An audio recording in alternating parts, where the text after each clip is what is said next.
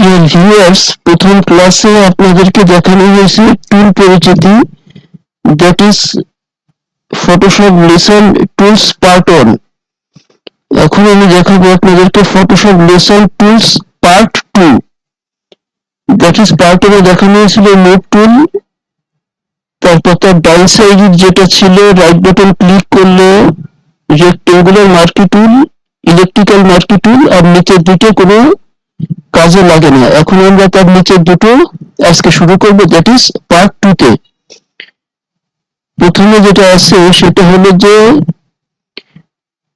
তিনটা আছে, লেসো টুল, polygon lasso টুল, magnetic lasso টুল। এই তিনটে দিয়ে মূলত সিলেক্ট করা হয়। এই তিনটার কাজ একই, কিন্তু কাজের ধরনটা একটু ভিন্ন। সো এখানে আমরা যে কোনো একটা ফাইলকে ওপেন করব, যে কোনো একটা ফাইল ওপেন করে প্রথমে লেসো টুলের কাজ কি সেটা আমরা দেখব, তারপর পলিগনের লেসো টুলের কাজ সেটা আমরা দেখব, তারপর ম্যাগনেটিক লেসো টুল সেটার কাজও আমরা দেখব।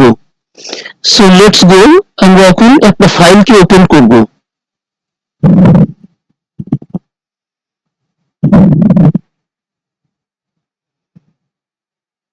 আমাদের ডেস্কটপে যে ইমেজগুলো আছে সেখান থেকে একটা ইমেজ আমি ওপেন করব এখন।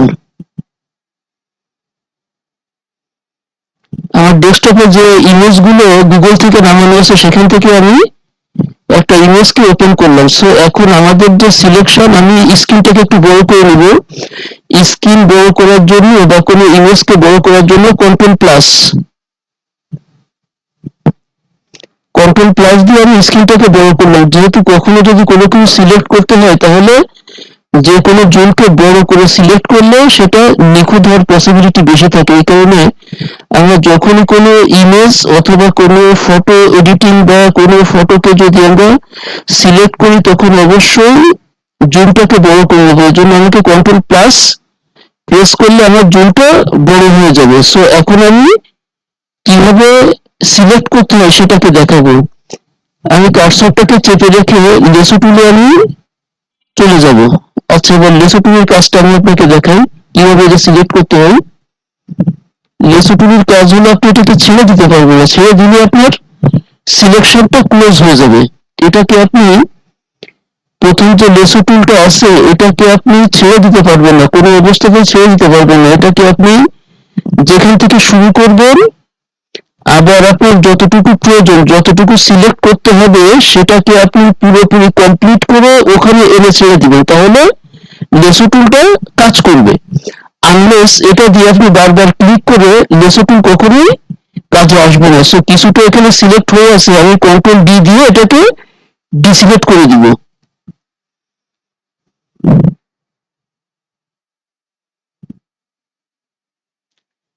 সো আমি একটা ইমেজ বা ফটো ওপেন করেছি, এটা ব্যাকগ্রাউন্ডেই আছে, কারণ আমি নতুন নতুন কোনো ফাইলের উপর কাজ করছি না, আমি ফাইল ক্রিয়েট করি নাই। ফাইল থেকে আমি নিউ একটা ফাইল ক্রিয়েট করি নাই, আমি এখানে একটা ফাইলকে ওপেন করলাম। ওপেন করে ওখানে সিলেকশনের যে ইস্যুটা সেটা আমি আপনাদেরকে দেখাবো।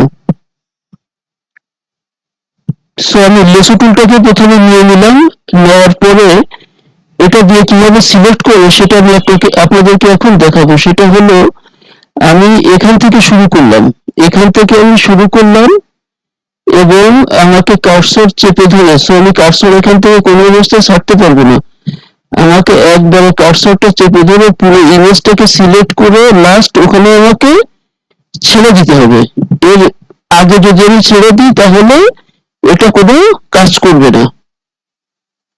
আপনারা স্ক্রিনে দেখতেই পাচ্ছেন যে আমি কার্সরটা ধরে রেখেছি এবং এখানে আমি ছেড়ে দিলাম। সো ছেড়ে দেওয়ার পর আমার পুরো ইমেজটা এখানে সিলেক্ট হয়ে গেছে।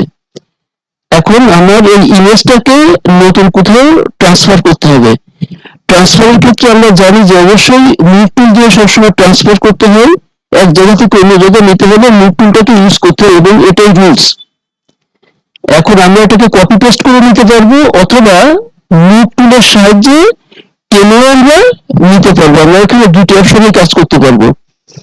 যেমন আমি মুভ টুল দিয়ে টেনে নিয়ে আসবো, প্রথমবার আমি টেনে নিয়ে আসছি। সো আমার পিকচারটা চলে আসছে, আমার পিকচারটা এখানে চলে আসছে। আমি মুভ টুলের সাহায্যে টেনেও কাজ করতে পারবো, আবার আমি এটাও করতে পারবো যে আমি কপি পেস্ট করেও কাজ করতে পারবো। যখন যদি এখানে আসলাম, আমার সিলেক্ট আগে যেমন ছিল তদ্রুপ সিলেক্টই আমার আছে, সো এটাকে control C plus control V. Control C তে আমি গত পার্ট ওয়ানেও বলেছি যে কন্ট্রোল সি তে কপি, কন্ট্রোল ভি তে পেস্ট, আর কন্ট্রোল এক্স এ কাট। আমরা যখন কোনো ডিজাইনের কাজ করব তখন অবশ্যই আমরা চেষ্টা করব মাউস ইউজ না করে কিবোর্ড থেকে কাজটা কমপ্লিট করা, এবং কিবোর্ড থেকে কাজটাকে 100% কমপ্লিট করা, যেহেতু কিবোর্ডই হচ্ছে বেস্ট পলিসি, যাতে ফার্স্টলি যে কোনো একটা ডিজাইন কমপ্লিট করা যায়।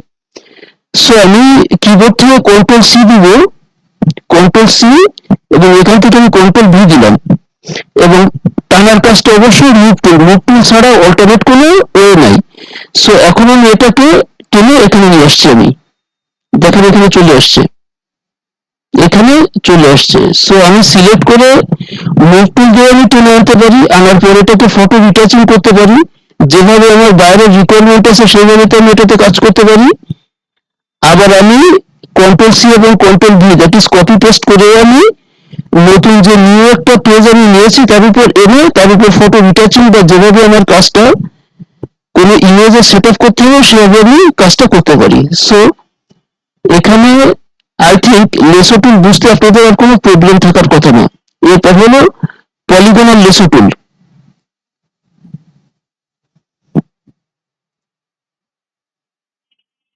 সো পলিগনাল লেসো টুলের ইস্যুটা একটু ডিফারেন্ট।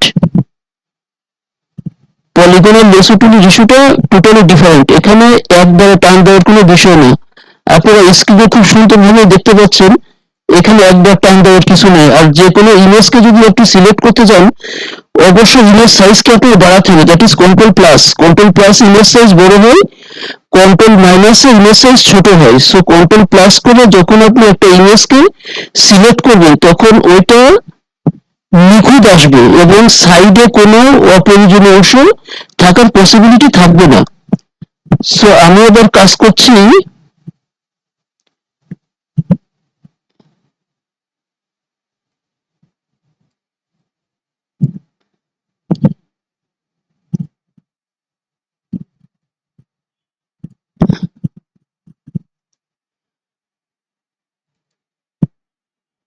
কন্ট্রোল ডি দিয়ে আমি এটাকে ডিসিলেক্ট করে ফেলাম, যেহেতু আমি আবারও রিপিট করার জন্য ব্যাকে চলে যাচ্ছি। কারণ একটা জিনিস একবারে আপনারা কখনো কভার করতে পারবেন না, আপনাদেরকে বারবার দেখতে হবে। কারণ ডিজাইনের ইস্যুটা একবার দেখলে কখনো মাইন্ডে থাকবে না, এটা বারবার দেখতে হয়। কিন্তু কোনো কোচিং বা ট্রেনিং সেন্টারে একটা জিনিস বারবার জিজ্ঞেস করার কোনো ইস্যু থাকে না, অপশন থাকে না, that is the problem. So এখানে আপনি বারবার পুরো বিষয়টা দেখতে পারবেন এবং আপনি মেমোরাইজ করতে পারবেন। সো আমি আবারও ব্যাকে যাচ্ছি, that is polygonal lasso tool. Polygonal lasso tool, এটা দিয়ে কিভাবে একটা ইমেজকে সিলেক্ট করতে হয় আমি সেটা আপনাদেরকে এখন দেখাচ্ছি।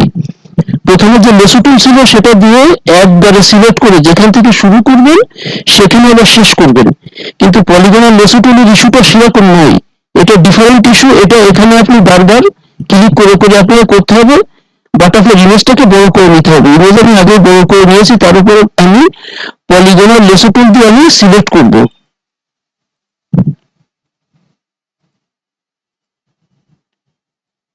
আপনাকে নিখুঁতভাবে সিলেক্ট করতে হলে ছোট ছোট করে নিতে হবে, যেহেতু যদি আপনি বড় অংশ নিয়ে ক্লিক করেন সেই ক্ষেত্রে আপনার অপ্রয়োজনীয় অংশ থেকে যাবে।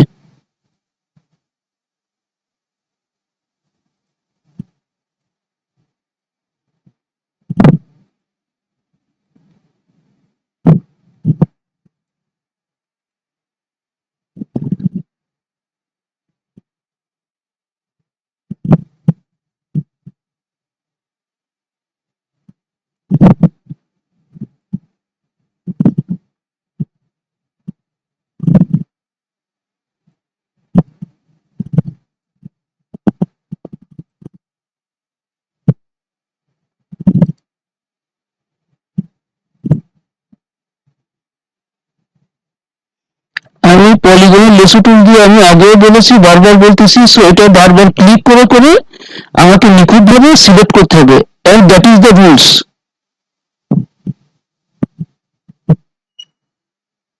সো আমি এখানে যেখান থেকে শুরু করছিলাম আমি ক্ষুদ্র ক্ষুদ্র পার্টে ক্লিক করে করে নিখুঁত ভাবে যেখান থেকে শুরু করছিলাম আমি সেখানে এটাকে ছেড়ে দিলাম, তারপর এটা অটো সিলেক্ট হয়ে গেছে। এখন অটো সিলেক্ট হওয়ার পর আমার কাজ কি, এটাকে আমার নতুন যে কোনো একটা ইমেজে নিতে হবে।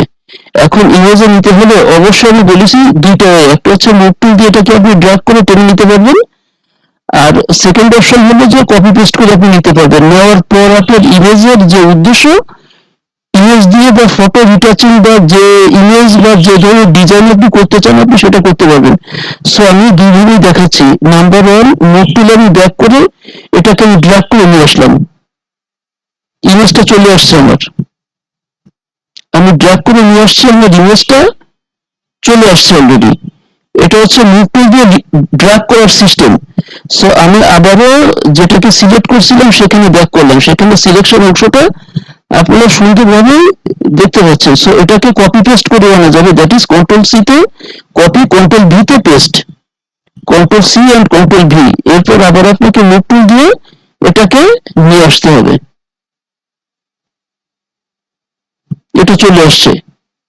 তাহলে আমি একটা অংশকে সিলেক্ট করে একটা ইমেজ বা যে কোনো একটা ছবিকে সিলেক্ট করে আমি দুইভাবে এটাকে আমি নতুন করে ইমেজে বা নতুন একটা ব্যাকগ্রাউন্ডে ট্রান্সফার করতে পারবো। ফার্স্ট হলো সিলেকশন করার পর মুভ টুল দিয়ে ড্র্যাগ করে আমি নিতে পারবো, সেকেন্ড অপশন হচ্ছে কপি করে পেস্ট করে আমি ওখানে নিতে পারবো। আমি দুটো যে কোনো করেই আমি করতে পারবো এবং তাতে আমার কাজের কোনো প্রবলেম হবে না। তাহলে সিলেকশনের যে দুইটা অপশন, তিনটে অপশন ছিল তার দুইটা আমার কমপ্লিট। এবং থার্ড যেটা ম্যাগনেটিক লেসো টুল, ম্যাগনেটিক লেসো টুল যেটা, এটা সে তার নিজের মতো করে একটা ইমেজকে ধরবে, সে তার নিজের মতো করে একটা ইমেজ, আগের ইমেজটা যেহেতু অনেক কাজ করেছি সো নতুন একটা ইমেজ আমি নিয়ে তার উপর এটা দেখাবো। সো আমি পুরোটাই দেখে যাচ্ছি, আমাকে যেহেতু নতুন একটা নিতে হবে, নতুন একটা পেজ দেওয়ার জন্য ক্রিয়েট নিউ। আর আমরা শেখার ক্ষেত্রে অবশ্যই যে পেজটা সেট আপের সময় আমরা সবসময় এটাকে ইঞ্চিতে রাখবো। আমাদের মেজারমেন্ট হবে ইঞ্চি, আর এ4 সাইজের মেজারমেন্ট হবে 8.5, আর হচ্ছে 11 ইঞ্চি হচ্ছে হাইট, আর 8.5 হচ্ছে লেন্থ। সো আমি এখান থেকে হাইট করব 11 ইঞ্চ, আর এখানে করবো আমি 8.5।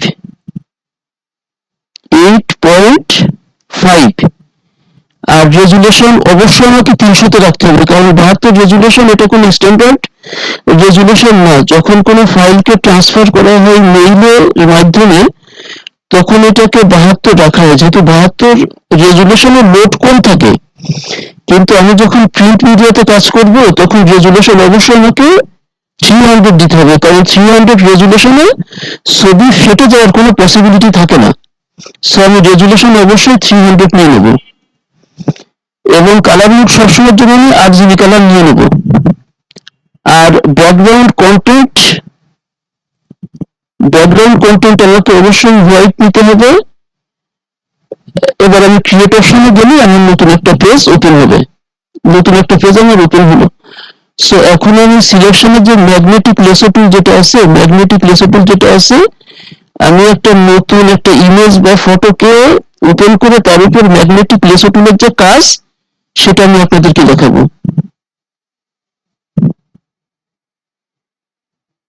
আমি এনি পিকচার, যে কোনো একটা পিকচার আমি এক্ষেত্রে নিতে পারি, আমি যে কোনো একটা পিকচার নিয়ে নিলাম।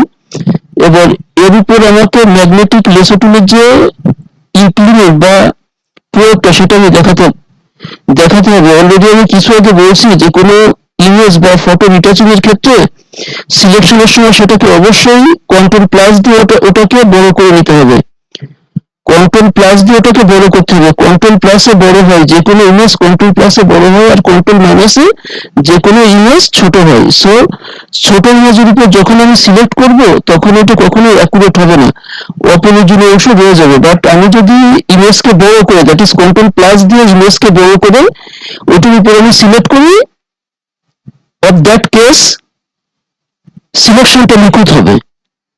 সো আমি ইমেজটাকে বড় করে নিব কন্ট্রোল প্লাস দিয়ে। আমি সিলেকশনটাকে বড়, আমি ইমেজটাকে বড় করে নিয়েছি কন্ট্রোল প্লাস ইউজ করে।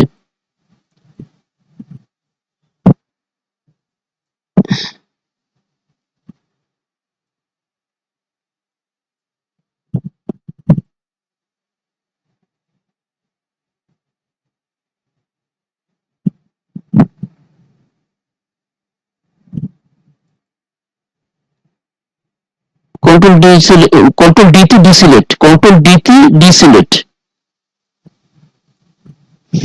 অনেক বেশি বড় হয়ে গেছে, সেক্ষেত্রে আমাকে কন্ট্রোল মাইনাস দিয়ে আবার এটাকে একটু ছোট করে নিতে হবে, এখানে স্ক্রিনটাকে একটু বড় করতে হবে। আচ্ছা, যেহেতু আমি স্ক্রিনটাকে বড় করলাম, স্ক্রিনটাকে বড় করার পর আমি, এটা হচ্ছে আমার ম্যাগনেটিক লেসো টুল, সো এটা দিয়ে অটোমেটিক্যালি সে ধরতে থাকবে, এখানে আপনার কিছু করার নেই। এই যে আমি একটা ক্লিক করলাম, এবার সে দেখেন অটোমেটিক্যালি সে ধরে নিচ্ছে। যদিও এখানে আমার কার্সরটা ডান দিকে বেশি চলে যাওয়ার কারণে সে এক্সেস অংশ নিয়ে নিছে, বাট এই জন্য এটাকে আমি ক্যান্সেল করার জন্য ডাবল ক্লিক করলাম, সে সিলেক্ট হয়ে গেল, এবার কন্ট্রোল ডি দিয়ে আমি ডিসিলেক্ট করে নিলাম। So let's again start.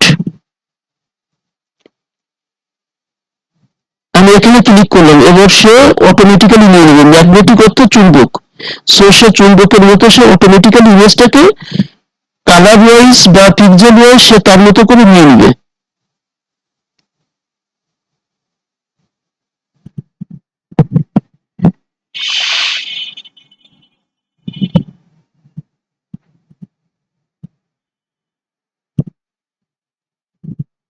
আমি যেখান থেকে শুরু করছিলাম সেখানে ছেড়ে দিলাম, তবে সে তার ওতে ইমেজটাকে সিলেক্ট করলো।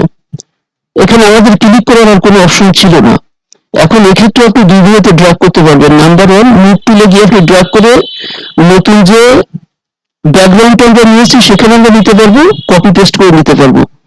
যে ক্ষেত্রে আপনি নিবেন কোনো সমস্যা নেই, আপনি আপনার ডিজাইনটা ঠিক মতো তৈরি করতে পারবেন। সো আমি প্রথমে মুভ টুল দিয়ে ড্র্যাগ করে ইমেজটাকে আমি নিয়ে আসছি, ইমেজটা চলে আসছে, এবং এটাকে আপনি যখন স্কোয়ার আকারে বড় করবেন তখন শিফট অল্টার, শিফট অল্টারে স্কোয়ার আকারে এটা বড় হবে। আর যদি আপনি শিফট অল্টার না চেপে বড় করতে চান তাহলে সে তার মতো করে বড় হবে, সেক্ষেত্রে তেমন একটা শেপ থাকবে না। সো এটাকে আমি এখানে নিয়ে আসছি। আবার আমি কি বললাম যে এটাকে কপি পেস্ট করেও আমার সম্ভব, তাতে করে কোনো তারতম্য হবে না। That is control C control V, control C control V, তারপরে আমি মুভ টুল দিয়ে এটাকে টেনে নিয়ে আসবো। আমি মুভ টুল দিয়ে এটা টেনে নিয়ে আসছি।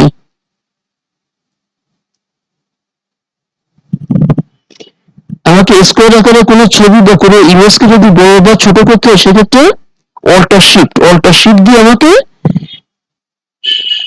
মাউস দিয়ে ড্র্যাগ করতে হবে। যেহেতু উইথ একটু বেশি দেখাচ্ছে এই জন্য আমি নিচে দিয়ে টান দিয়ে আমি এটাকে